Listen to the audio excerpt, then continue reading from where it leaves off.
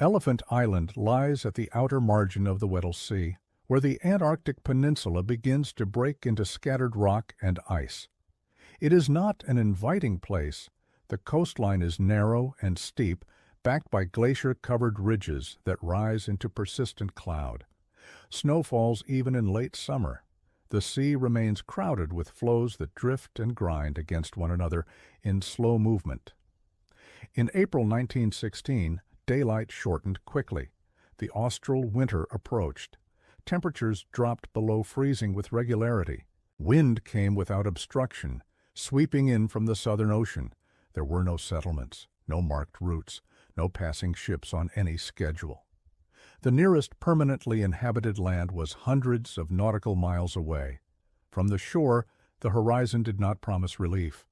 It was an unbroken line of gray water and shifting ice.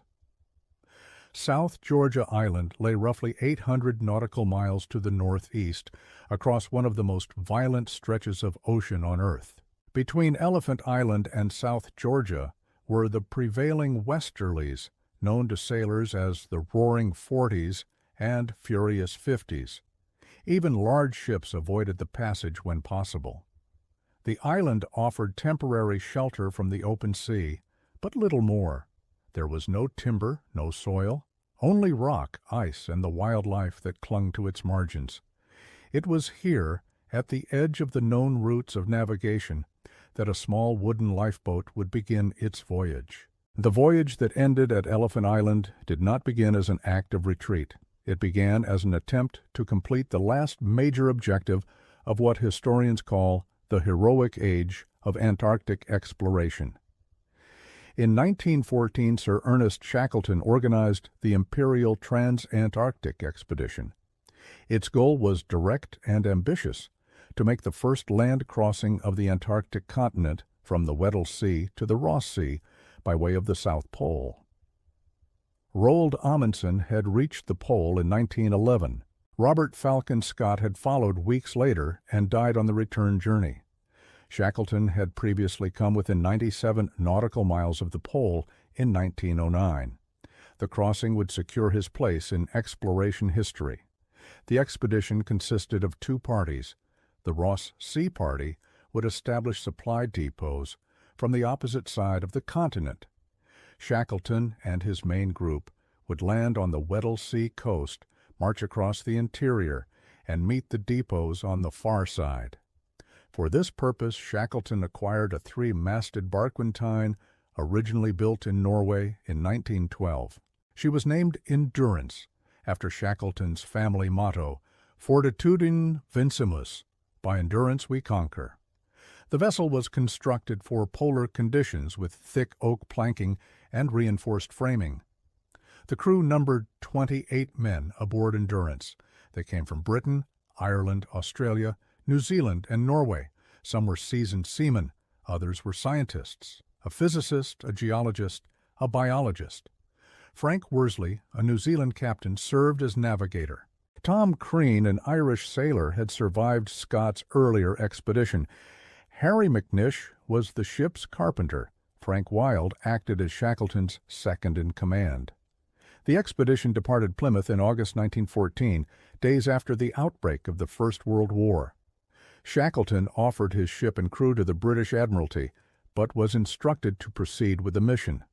By December, Endurance reached South Georgia Island, a remote whaling outpost in the South Atlantic. Norwegian whalers there warned of heavy pack ice in the Weddell Sea that season. On December 5, 1914, Endurance left South Georgia and headed south.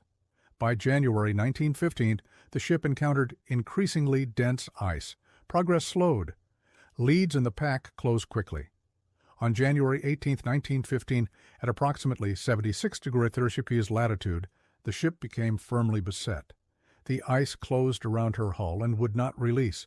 Shackleton and his crew initially believed the ship might drift free with the spring thaw. Instead, Endurance drifted with the ice for months. The crew maintained routine. Scientific observations continued. Dogs were exercised. Supplies were inventoried carefully. The ship itself became part of the frozen sea, locked within a vast white plain that shifted slowly northward. By October 1915, pressure from the surrounding pack intensified. Ice floes pressed against the hull with increasing force. Timbers bent. On October 24th, the hull was breached. Water entered the hold. Pumps could not control the flooding. On November 21, 1915, Endurance finally sank beneath the ice. The men salvaged food, boats, instruments, and clothing onto the surrounding floes. They camped on drifting ice for months, carried northward by currents and wind. Eventually, as the ice broke apart with the approach of autumn, they launched 3 lifeboats, the James Caird, the Dudley Docker, and the Stancomb Wills, and made for the nearest land. On April 15, 1916, after a hazardous passage through broken ice and heavy seas, they reached Elephant Island. They were alive, but they were still far from rescue. Elephant Island was the first solid ground the men had stood on in 497 days. The landing place was a narrow spit of rock later named Cape Valentine. Heavy surf made unloading dangerous. Within days, they relocated to a more sheltered position along the coast, a place now known as Point Wild. The island provided stability, but not rescue. Shackleton understood that no ship would pass that shore by chance. The whaling routes lay far to the north and east.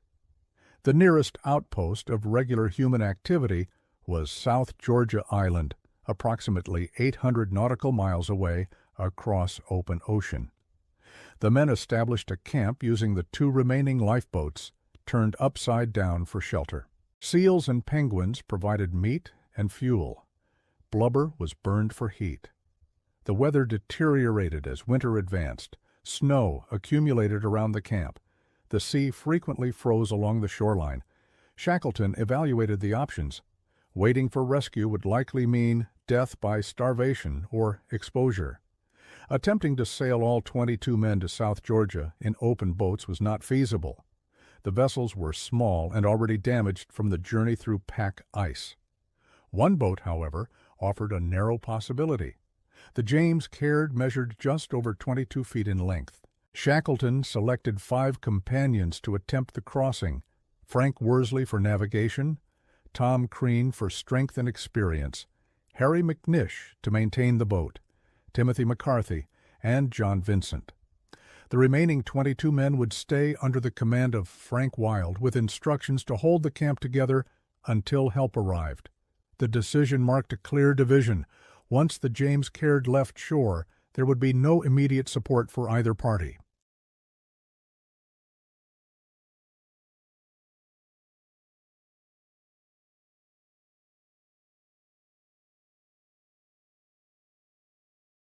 Harry McNish, the ship's carpenter, led the alterations. Using spare wood from the other boats, sled runners, packing cases, and canvas, he raised the sides and constructed a makeshift deck. The deck was sealed with a mixture of oil paint and seal blood to reduce leakage. A small cockpit opening was left amidships, just large enough for access below. The interior space beneath the decking offered limited protection from wind and spray. Ballast was added using rocks gathered from Elephant Island to improve stability. The mast was stepped more securely. The sails were adjusted from available canvas. Inside, the available space allowed only partial shelter. 2 men at a time could lie below, while others remained on watch. Supplies were calculated carefully. The boat carried approximately 30 days of rations: sledging biscuits, nut food, concentrated milk, sugar, Bovril, and a small quantity of water stored in casks. They also carried a Primus stove for melting ice and heating food, though its use at sea would be uncertain. Navigation instruments included a sextant, a prismatic compass, charts, and Worsley's chronometer. Each item was weighed against necessity. There was no capacity for excess. Shackleton chose the crew with deliberation. Worsley's skill with celestial navigation would determine whether they reached South Georgia or drifted into open Atlantic waters. Crean and McCarthy were among the strongest seamen. McNish's carpentry would be required if the boat suffered damage.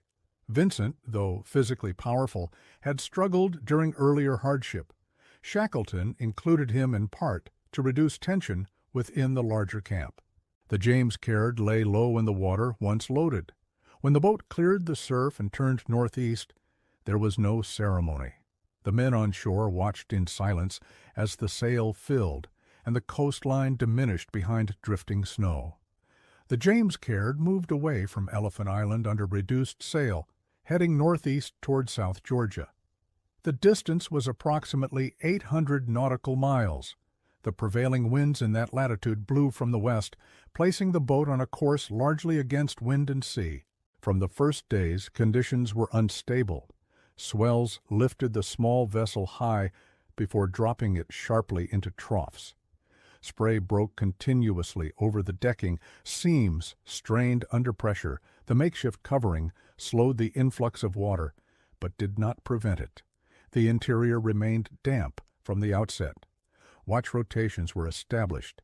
2 men steered, while others managed sail or bailed water accumulating in the bilge. The cold was constant. Air temperatures hovered near freezing. Sea spray froze onto clothing and rigging. Ice formed along the gunnels and had to be chipped away to prevent imbalance. Sleeping arrangements were limited. At any time, 2 men could lie in the narrow space beneath the deck, their bodies pressed against stores and ballast. The others remained exposed. Clothing, already worn from months on the ice, provided insufficient insulation once saturated. There was no opportunity to dry garments. Moisture remained trapped against skin. Rations were issued at fixed intervals. Shackleton maintained a strict schedule. Each man received measured portions of biscuit and hot milk when possible. Water was conserved carefully.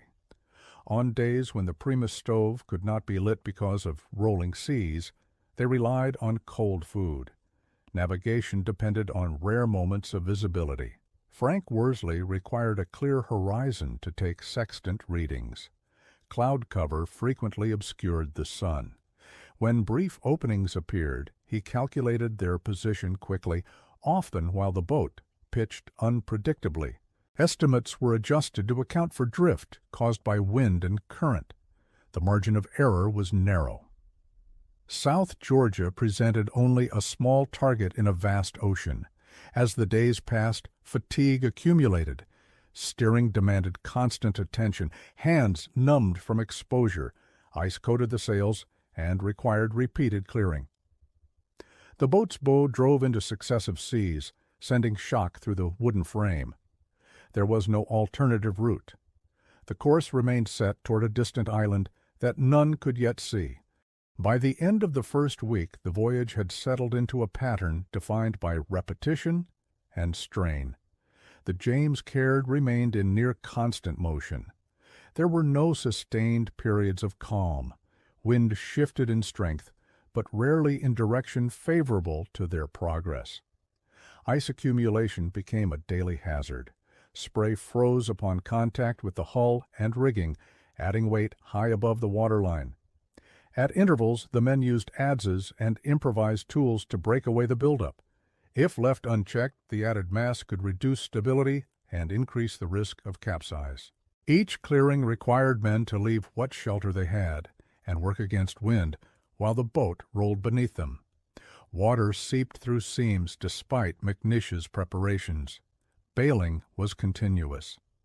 When conditions permitted, McNish inspected joints and caulking, applying temporary fixes using available materials. There was no dry surface on which to work.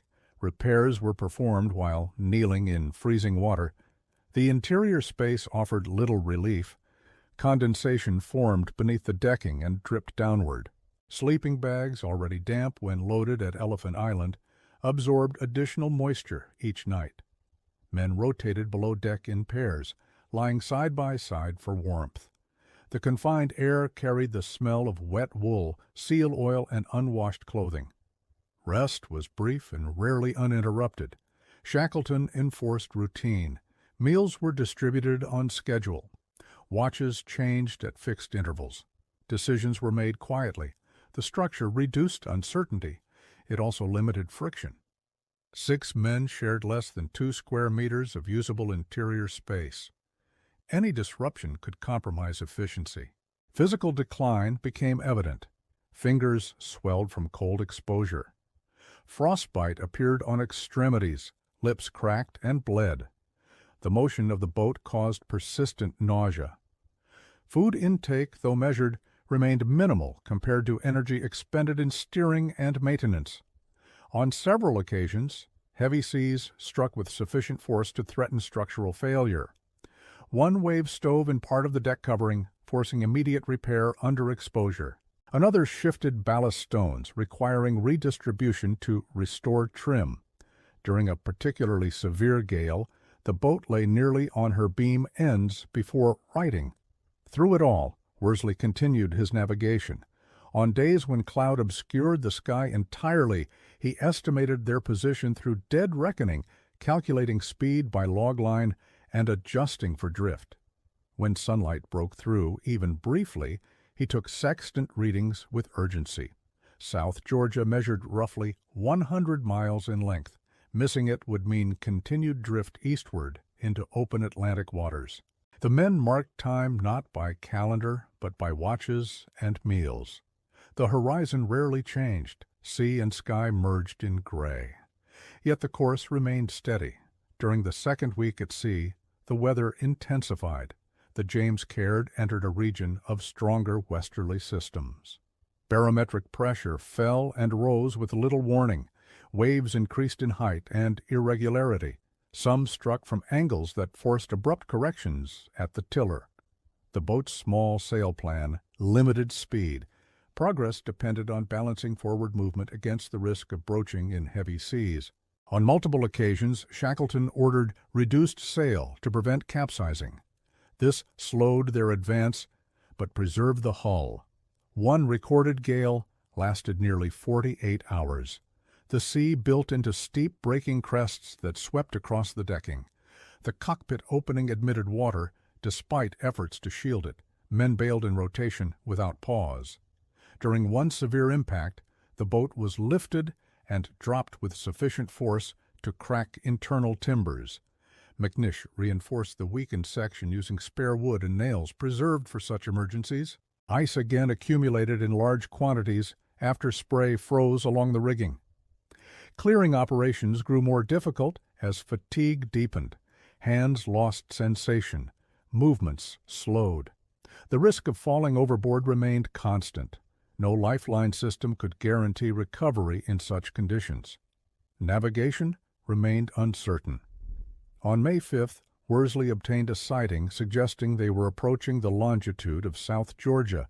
Cloud cover afterward prevented confirmation for days. Shackleton understood that overshooting the island to the east would likely prove fatal. There were no other land masses in that latitude for hundreds of miles. Rations continued at reduced levels. Fuel for the Primus stove diminished. On days when heating was impossible, men consumed cold, compacted food while shivering. Drinking water had to be conserved. When seas permitted, small quantities of ice were melted to supplement reserves. Fatigue affected coordination. Vincent, already weakened, struggled with repeated watches. Crean and McCarthy assumed additional steering duties. Shackleton redistributed tasks as necessary, maintaining a measured tone. There is no record of raised voices during the crossing. On May 8th, seabirds were observed in greater numbers. Kelp appeared in the water. These signs indicated proximity to land, yet visibility remained limited. Seas continued to run high. In the early hours of May 10, 1916, after 16 days at sea, Worsley identified a break in cloud sufficient for a sighting. Calculations placed them near the western approaches of South Georgia. Later that day, through intermittent mist, dark shapes appeared along the horizon. Land had been reached. But the coastline before them was not the inhabited side of the island. On May 10, 1916, the James Caird reached the western coast of South Georgia Island. The approach was difficult. Offshore breakers and submerged rocks limited safe landing options. After searching along the coast, the men found temporary refuge in King Haakon Bay. The boat was brought ashore through heavy surf. All 6 men were physically depleted. Vincent and McNish were unable to stand without assistance. Crean and McCarthy supported them above the high-water line. The James Caird, its hull strained and timbers weakened, was hauled onto the beach and secured. For the first time in over 2 weeks, the men stood on stable ground. The coastline offered fresh water from glacial streams. Birds and seals were present. Yet the island's interior rose sharply from the shore. Snow-covered peaks and glaciers formed an unbroken barrier between the bay and the northern coast. The whaling stations, Stromness, Husvik, and Leith, lay on the opposite side of the island, approximately 20 miles away in direct distance. No established routes crossed the interior. The southern coast, where they had landed, was uninhabited and rarely visited even by local whalers. The boat could not safely navigate around the island. The northern coastline faced open ocean and unpredictable weather. Given the damage sustained during the crossing, attempting another sea passage risked immediate loss. After 2 days of rest and assessment, Shackleton made a second decision. 3 men would attempt an overland crossing of the island's interior to reach the whaling stations. The remaining 3, including the weakened Vincent and McNish, would stay at King Haakon Bay under makeshift shelter constructed from the upturned boat. On May 19, 1916, Shackleton, Worsley, and Crean prepared to depart. They carried minimal supplies, a length of rope, carpenter's adze, Primus stove, and food sufficient for several days. None possessed specialized mountaineering equipment. Before them lay unmapped terrain of glacier, ridge, and crevasse. The ocean crossing was complete. The final stage would be over ice and mountain. On May 19, 1916, shortly after 2 a.m., Ernest Shackleton, Frank Worsley, and Tom Crean began their crossing of South Georgia's interior. They moved inland from King Haakon Bay under clear but freezing conditions. Their clothing remained damp from the sea voyage. Each man carried limited provisions and a portion of shared equipment. The island's terrain rose immediately into steep snowfields and broken rock. Glaciers extended between ridges. Crevasses were concealed beneath wind-blown snow. Without maps, they navigated by compass and estimation, choosing ridgelines when possible to avoid impassable ice falls. They traveled continuously for nearly 36 hours. Short pauses were taken to melt snow for water and to eat small portions of food. During one descent, they slid down a snow slope in a controlled glissade, reducing time spent exposed on open ground. At several points, they retraced steps to avoid impassable cliffs. By the early morning of May 20th, they heard the sound of a steam whistle. It came from the Stromness whaling station on the northern coast. The sound confirmed their direction. At approximately 7 a.m., after descending into a valley near the station, they were observed by workers. The men who approached them later recorded their appearance: bearded, clothing torn, faces darkened by exposure. Shackleton identified himself to the station manager, Thoralf Sørla. Within hours, assistance was organized for the 3 men remaining at King Haakon Bay. All 6 members of the James Caird party were reunited. Shackleton's focus then returned to Elephant Island. 3 attempts to reach the remaining 22 men were blocked by sea ice. On August 30, 1916, aboard the Chilean vessel Yelcho, he finally reached the island. All 22 men were alive. The voyage of the James Caird covered approximately 800 nautical miles in 16 days. It crossed one of the most demanding stretches of ocean on Earth in a vessel never designed for such distance.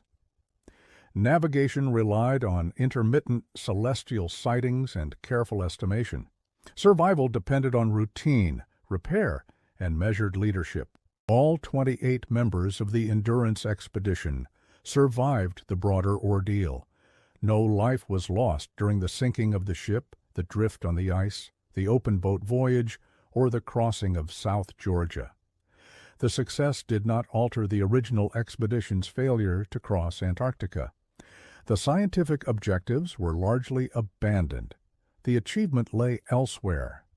Historians have since examined the voyage as a study in maritime seamanship and leadership under constraint.